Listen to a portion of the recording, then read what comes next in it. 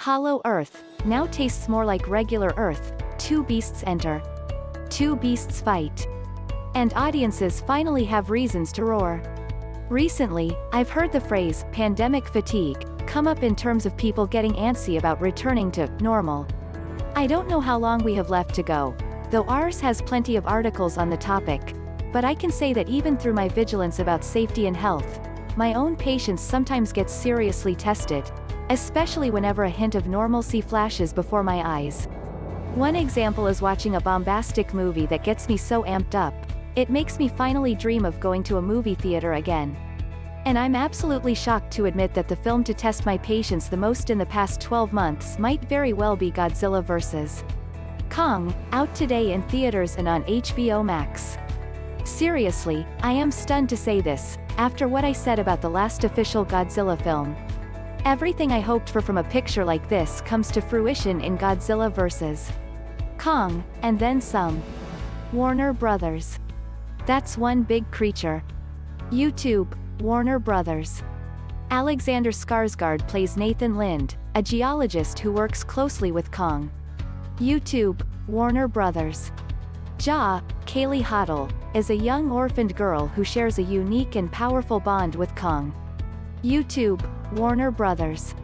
Kong recognizes his little friend Ja. YouTube, Warner Brothers.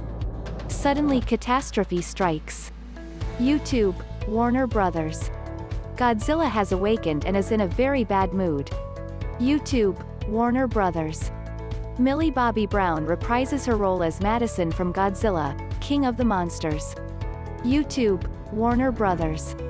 Thankfully, she's joined by scene stealers Julian Dennison, left, and Brian Tyree Henry, right, who make up for her surprisingly uneven performance. What the? YouTube, Warner Brothers. Godzilla unleashes his atomic breath. YouTube, Warner Brothers. Rampaging through yet another city. YouTube, Warner Brothers. Kong has a score to settle with these creatures. YouTube, Warner Brothers.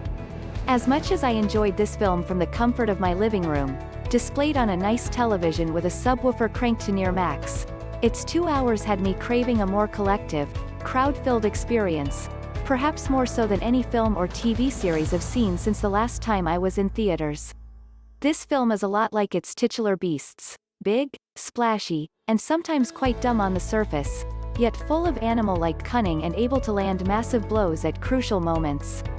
If you have a safe way to go to a movie theater during this film's theatrical run, I cannot emphasize enough how rollicking and satisfying this film is as a return to the stadium seating of yesteryear. But if HBO Max is your safest or most comfortable option, try to watch this adrenaline-filled monument to kaiju greatness with at least one friend. Plot: 2 monsters, 1 grudge match. The endGvK gets off to a great start by wasting no time establishing the plot. Kong exists. Godzilla exists. Both are big and scary.